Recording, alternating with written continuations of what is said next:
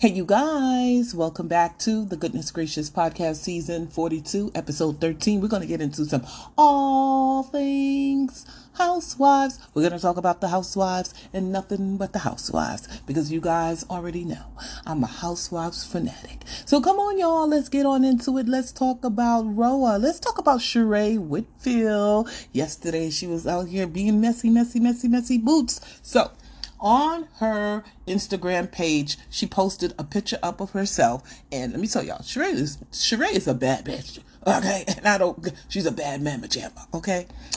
Looked like she had some things done, to her face or whatever, but it still looks good. It still looks good to me. Now, I hope she keeps this face, and I hope Nene Leakes keep the same, these faces that they have, the new faces, because then after that, you're going to become unrecognizable. I feel like Sheree looks good. A lot of people is like, oh, what did she do to her face? She looks fresh. She looks young. She looks good. And baby, the body, like I said, is banging. Anyway, she posted up a picture of herself. It said Sheree Whitfield. She gets her way.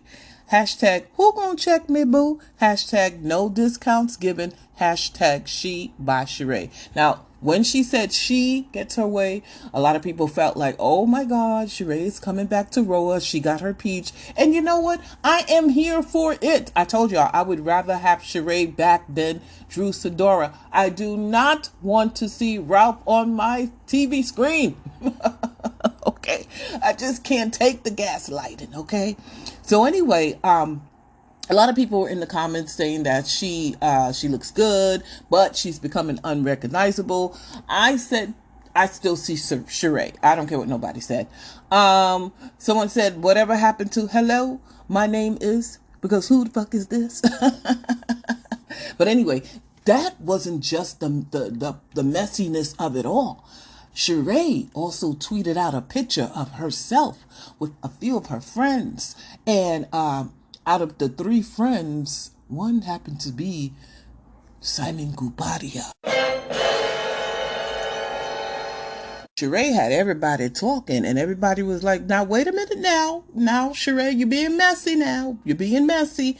But see, what people got to understand is that I believe Sheree and Simon have been friends for a long time. I think they even went on African trips or trips to Africa. So she has been, she's been friends with Simon. Is the timing of it all, a little messy? Hell yeah. But what do we expect from the bone collector? Okay. The bone collector is, she got, according to her, what we're reading into is she gets her way, meaning she is back and she is coming back in full bone collector mode, and I am here for it. Y'all know how I feel about Portia. I love Portia down, but Portia got to be called out for being messy, and everybody's saying, Simon. I call him Simon Pettyville Gubadia. I do. He has been on Portia Williams' neck and her head since this whole divorce dropped. And it's like, child, we could just go on and give him a peach along with Peter, okay? Because right now, we don't even have a cast, okay? The only two people we know returning are Kenya Moore and Portia Williams. Other than that, who else is coming on the show? Sheree is giving us little hints, but we're not even too sure about what the hints, that hint might just be. She might just be a friend to the show, okay? She might just be like, they tried to fire me, but I said I'll just be a friend to the show, okay? But this is crazy. You know what's bugging the hell out of me is that they're saying that the Real Housewives of Potomac is going to start shooting next week. And I'm like, wait, Potomac is already ready to shoot season 9, and we don't even have a Roa cast for season 16. We only got like 2 people. This is, Andy Cohen, you're dropping the ball. No, you dropped the ball, Andy Cohen. You dropped the ball. So speaking of Simon Gubadia keeping his foot on Portia's head and her neck, he tweeted out, if share my life's journey in real time irritates your soul, unfollow with a clarity. What are you talking about? Ain't nobody worried about you, Simon Gubadia. He said, I pray you find peace in your expeditious exit. What? I hope I'm saying that word right. I think it's alacrity. Listen, y'all, I butcher names in words, so I'm a butcher. Someone said, who else Googled alacrity? What does it mean? Someone said that was just one of the vocabulary words that I assigned to my ELA second grade students a couple of weeks ago. Someone said never heard of this word. Someone said you're an American man and have never heard that word before. This is sad. Why do they teach people in the school? So let me look it up. So the word is alacrity, and it means brisk and cheerful readiness. Oh, okay. All right, Simon. You taught me a new word. I have never heard or used that word in my life. Okay. So anyway, back to the housewife messiness of it all. He is really out here thinking that he is getting a peach honey because he is just constantly tweeting something and posting up with some of Portia's former friends or friends. Are Sheree and Portia friends? Did they? I think Portia left on a sour note with Sheree and Marlo. I don't know too much with Kenya. I think her and Kenya were on good terms. But anyway, so he is out here doing the messy boots of it all. So we're going to keep our eye on that. Let's move on to Sonia Morgan from the Real Housewives of New York City. She is finally unloading that.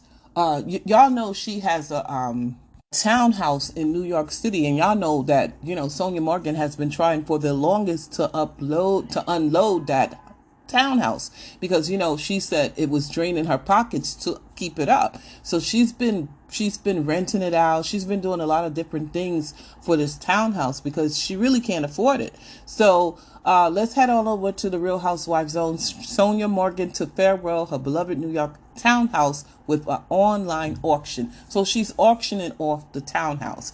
Okay. So according to the Post, Concierge Auctions will sell the Upper East Side 5-story home online on May 29th with luxury broker Adam Molden of the Molden Group. The sale for the Real Housewives of New York City's alums townhouse will kick off with no minimum on May 15th. Paulina Gimbel, Vice President of Business Development and Concierge Auctions, says beginning bids are expected to range between $1.75 million to $3.75 million. This townhouse has been our cherished home for decades, Morgan said in a statement. In addition to raising my daughter here, we entertain heads of state, royalty, luminaries, and Fortune 500 CEOs. Many memories were made over the years, including hosting my daughter's friends from boarding school and the university, and so many noteworthy moments were filmed by NBC for Bravo and Peacock TV. Now, as an empty nester, I am ready to share this turnkey, easy to manage jewel over to someone new to enjoy as we did. So she's taking this opportunity to sell this townhouse, child. I don't blame her. Apartments in New York City, especially a townhouse, is really expensive to keep up, especially with Sonia Morgan. She's not regular on the Real Housewives of New York, the reboot. She did do that show with Luann, the crappy whatever people, I don't know. That's Crappy Lake, whatever.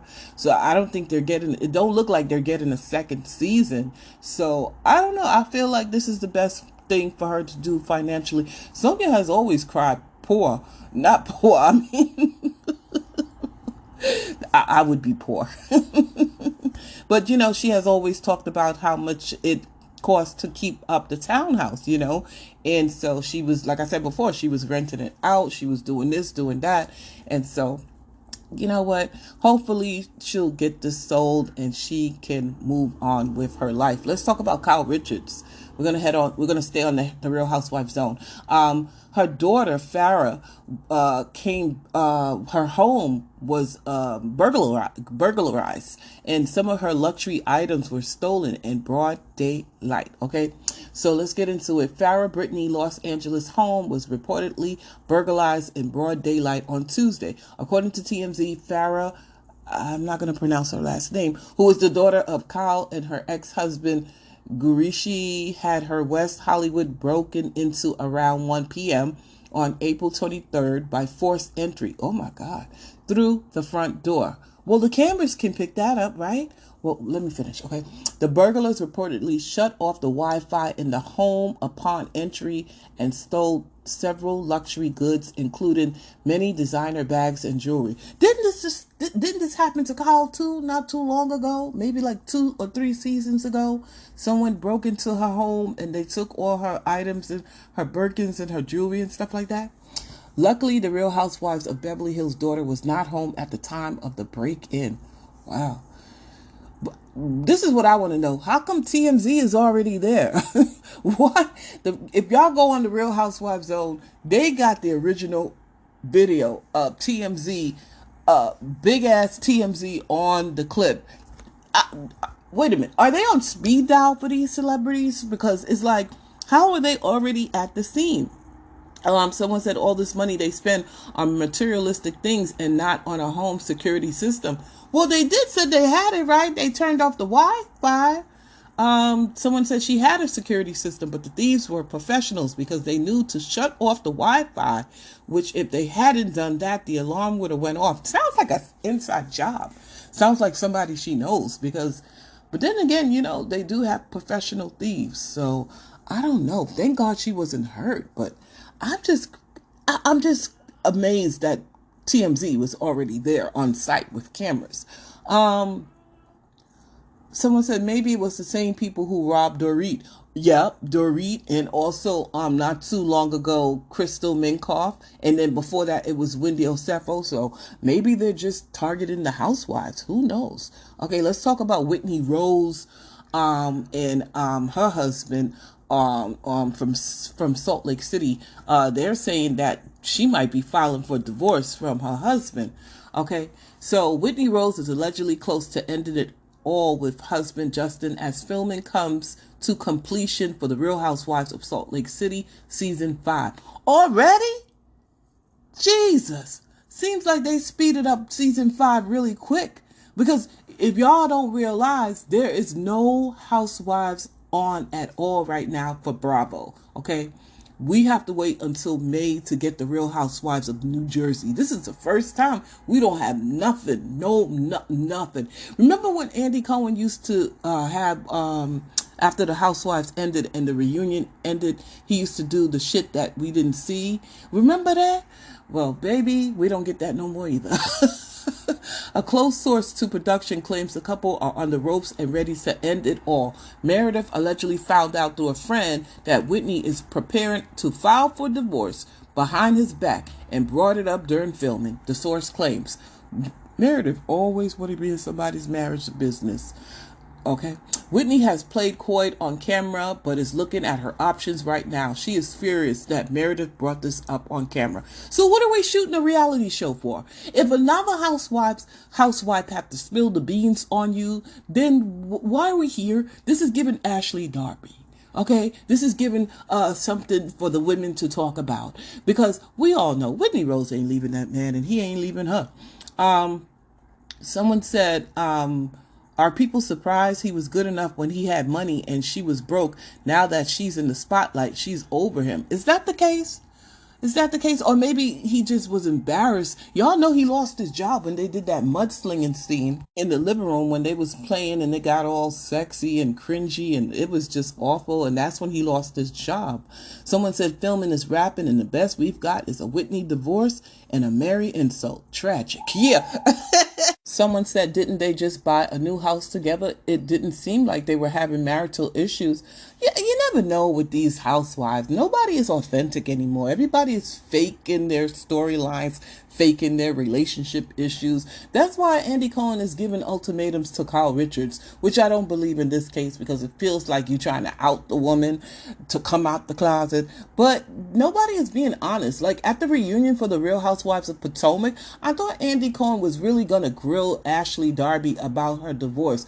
He just let her just slip right on by, because one minute minute you want to divorce him and the next minute you're rubbing his feet. It just didn't make any sense. It's like, well, why isn't he really getting down to the nitty gritty of it all? She said during filming he's difficult. When they're not filming the show, he's fine. So it just seems like this whole divorce thing is used for the show, for her, and then when the show is over, they go back and cuddle and whatever.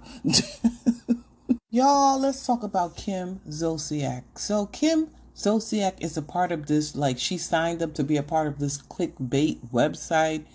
And so, meaning that she'll tweet out crazy stuff like, oh my God, my daughter, not crazy, but things like, I think one time she said her daughter was pregnant. So you click on the story thinking that you're going to read about her daughter being pregnant, and it's not. She also did it for herself, for Croy a couple of times. And it's just like, girl, you really need money like this? So we're going to read this article courtesy of Reality Blurb, because her daughter, Ariana, is speaking out after this latest clickbait. Ariana Bierman reacted after her mom, Kim Zolciak, wrote what fans believe is a clickbait post about the death of her marriage to Croy Bierman. The 22-year-old has responded to several of Kim's shocking posts amid the public divorce. Their family once starred in Bravo's Don't Be Tardy, but Kim and the kids recently filmed a pilot for another reality show. Please, we don't want them on TV. In an April 23rd Instagram post, Kim shared a tweet, black and white photo of herself with her husband. R.I.P., she wrote in the caption, along with a broken heart emoji. She also shared the hashtag link in bio, leading fans to believe it's clickbait. Ciao. Her daughter, Ariana, then reacted after the post. Okay, so we're going to listen to what Ariana had to say, because, baby, I just don't understand this woman. If she needs it... You guys, I had about a damn heart attack when I went on my Instagram. I physically don't have any fucking...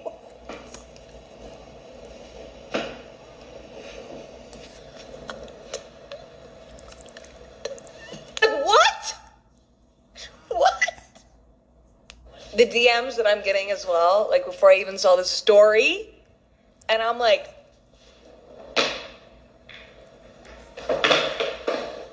yeah, that.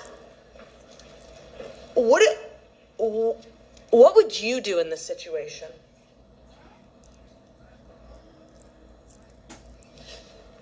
Secondhand embarrassment stays through the roof.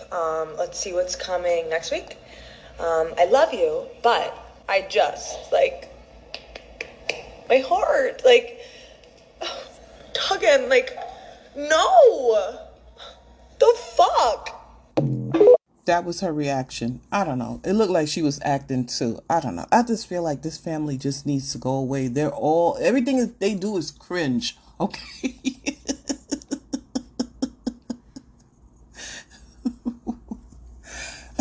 Because it's not like she was really calling out her mother. Like, she's like,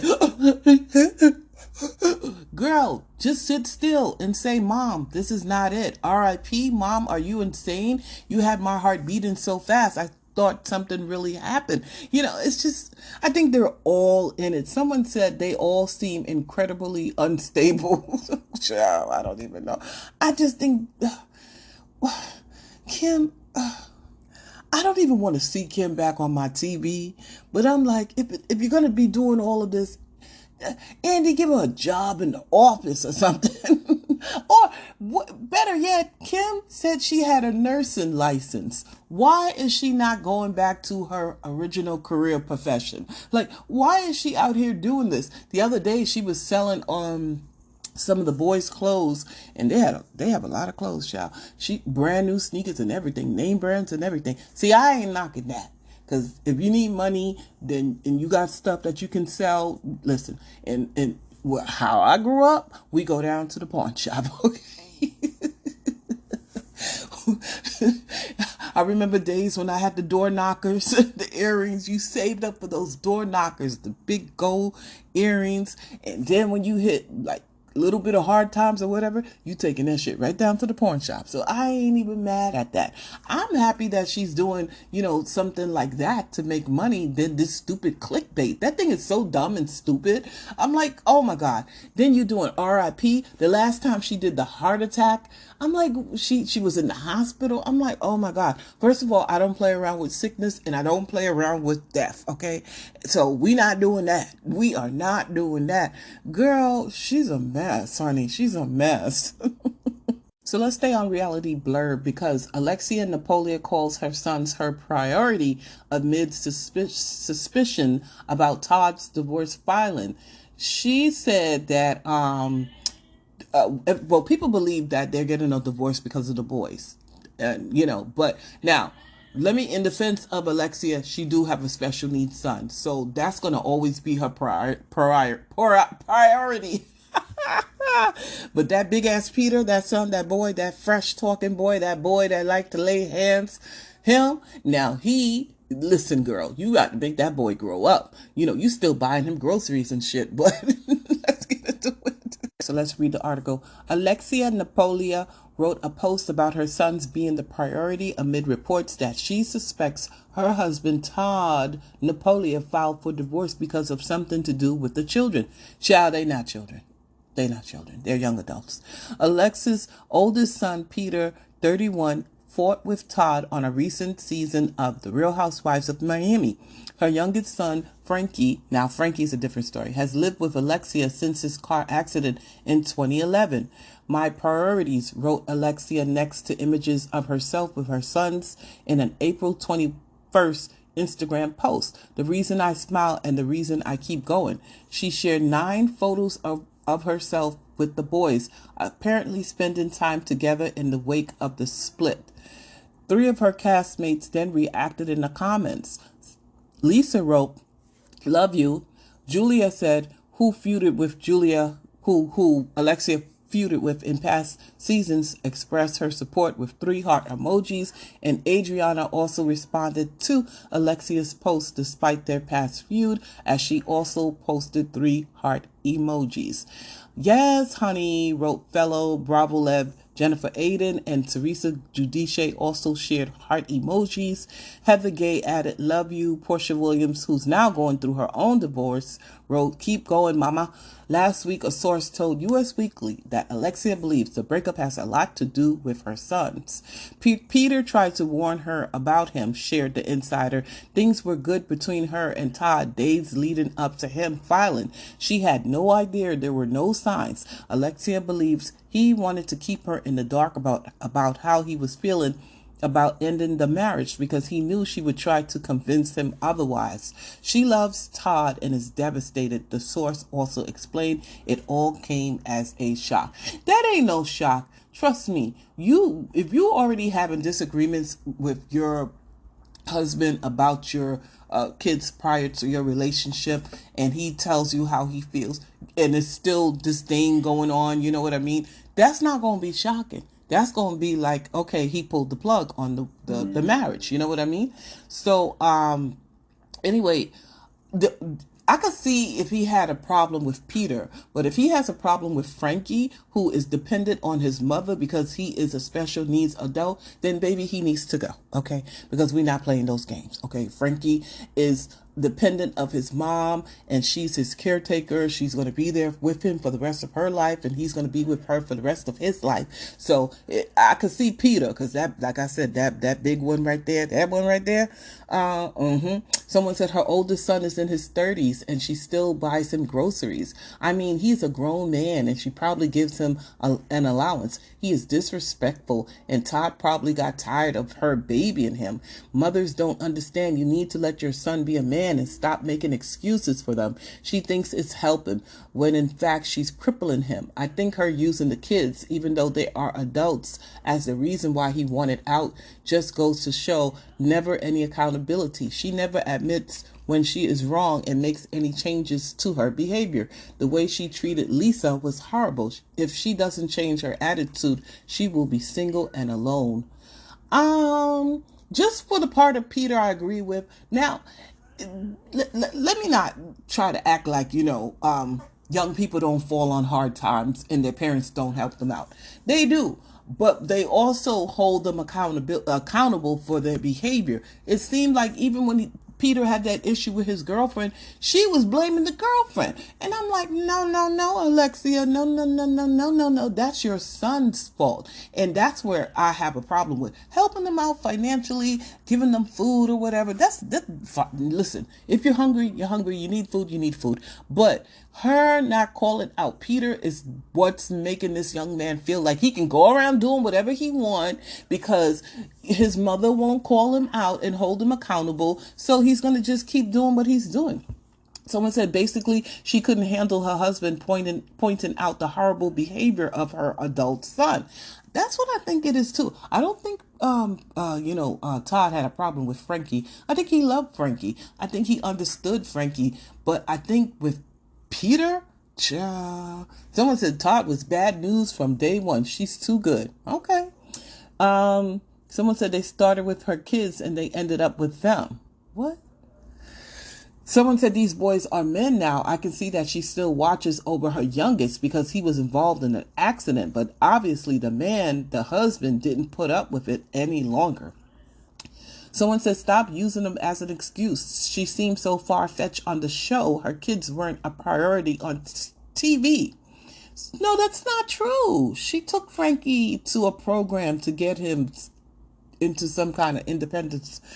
So now all of a sudden, LOL, girl, go get a job. She does have a job. She owns a salon, right? Anyway, we'll see how this plays out on the show. As y'all know, the Real Housewives of Miami is also on a pause, which we thought the Real Housewives of Potomac would be on a pause, but apparently not, because they're going to start filming next week. So let's talk about Bethany Frankel. Y'all know I love to talk about her.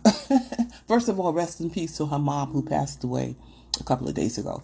So anyway, she has this new podcast, right? And so she's talking about Jason Hoppy, the husband that she was married to, the father of Bryn. And she talked about she was so relieved that she had a miscarriage after she had Bryn because she just was disgusted with Jason. So we're going to get into this. I had a miscarriage and I was so relieved. I was so incredibly relieved. And we were laying in bed, and he used to say to me, you're like a block of ice, because I did not want to be intimate. I did not want to have sex. I did not respect him. I did not want to have sex at all. And he used to say to me, it feels like this bed is a block of ice. I used to force myself, gag myself through doing it. Many of you know what that's like. It is torture. And I was relieved. And I, in a constructive way, said, I'm kind of relieved. And it was a nightmare that it happened. And I said, I'm kind of relieved, because I don't think this is a healthy or positive relationship. It was like the first step to saying something. And he said to me, quote unquote, you're a real piece of you know that. And the baby was in the house, and he moved out to a hotel downtown for a couple of nights. And it was a total relief. And I started to panic and started to think, how am I getting out of this? And how am I going to get divorced? I started to call lawyers and was like swirling and couldn't talk to anybody and couldn't tell anyone. I had a miscarriage. Okay. So a lot of people felt like that was a lot to share because, that is Bryn's father and she's still young. And it's like, why would you say this, knowing that your daughter could hear this? Someone said, because I'm playing it from the Real Housewives Zone. Someone said, ugh, I feel for her. It sounds terrible. Someone else said super great for her daughter to hear. Yeah, a lot of people were like, you have your daughter. Don't say this out loud. Someone said her poor daughter.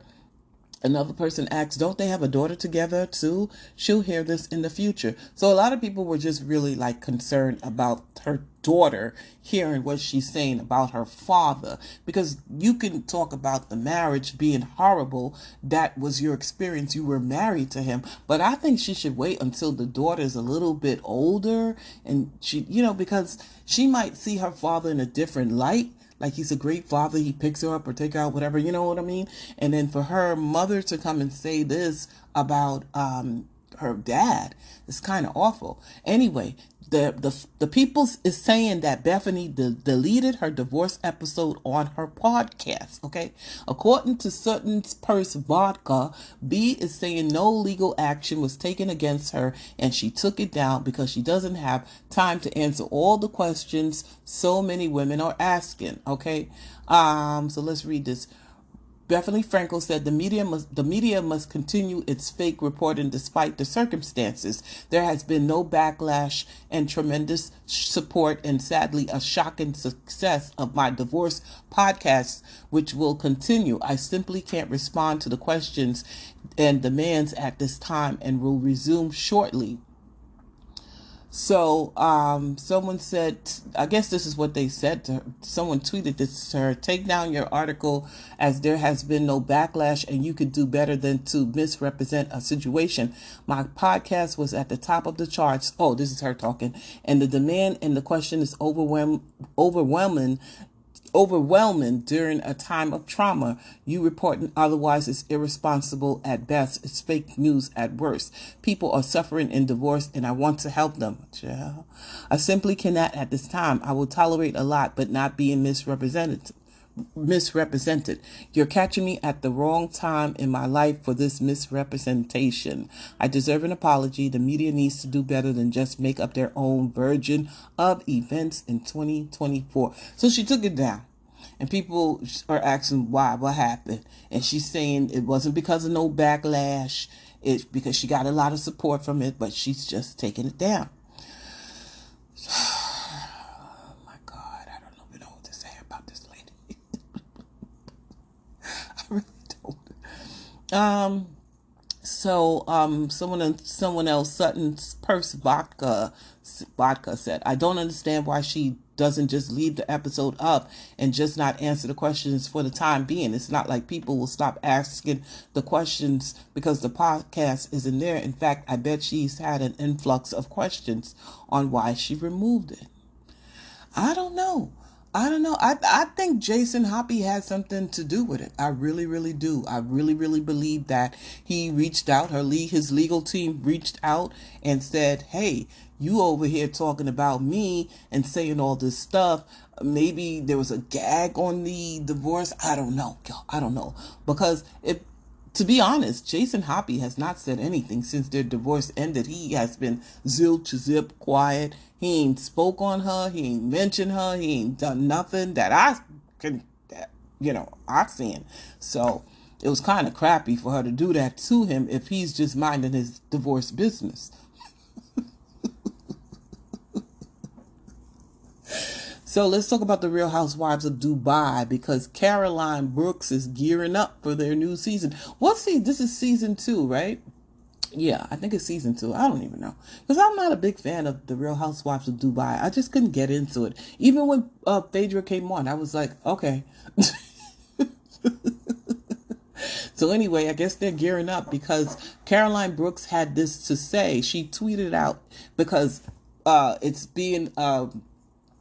I don't know how people know this, but Ayana and Lisa don't follow each other anymore. So she said, it blows my mind to see how fans can so quickly turn on someone who they said is their favorite without even watching the new season to fully understand what happened. Friendships go through ups and downs. At Lisa Milan and at Chanel Ayan will be okay. I'm sure of that. Whatever they are going through breaks my heart because there was so much love there. Instead of people being shady and negative, let's encourage these two sisters to make up and squash whatever issue pulled them apart. Hashtag RHO Dubai. I agree with that. I just, let the friendship play, let them work through the friendship and whatever, until the reunion, I guess. Or we just have to see what happened, how they got to where they're at, because they just didn't fall out just to fall out.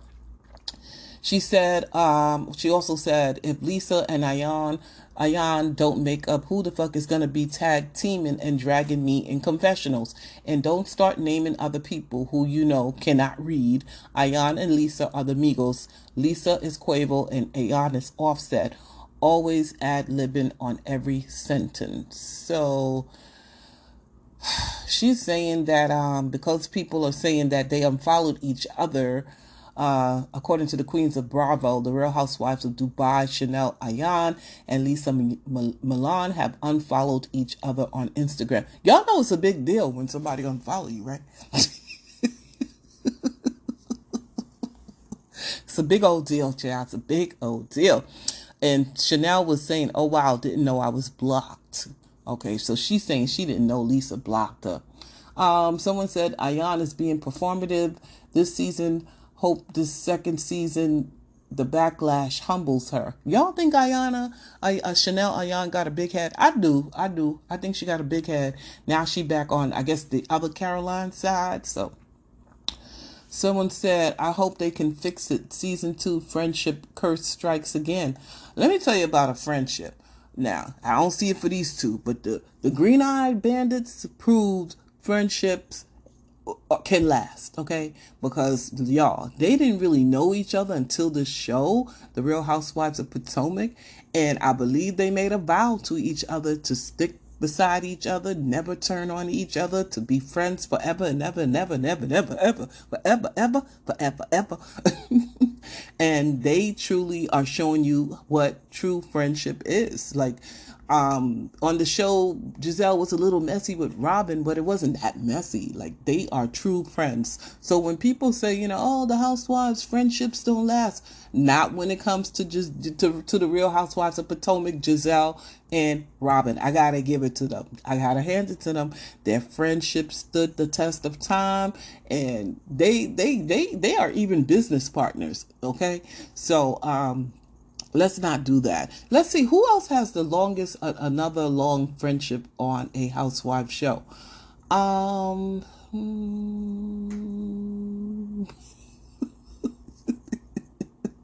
I guess that's it. I was gonna say Kenya and Candy. Yeah, I would say Kenya and Candy have remained friends since they had that hiccup when the whole Apollo of it all started.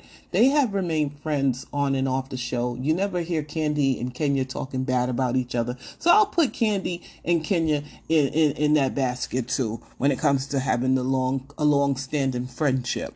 All right, y'all. So there's not a lot going on in the Housewives universe.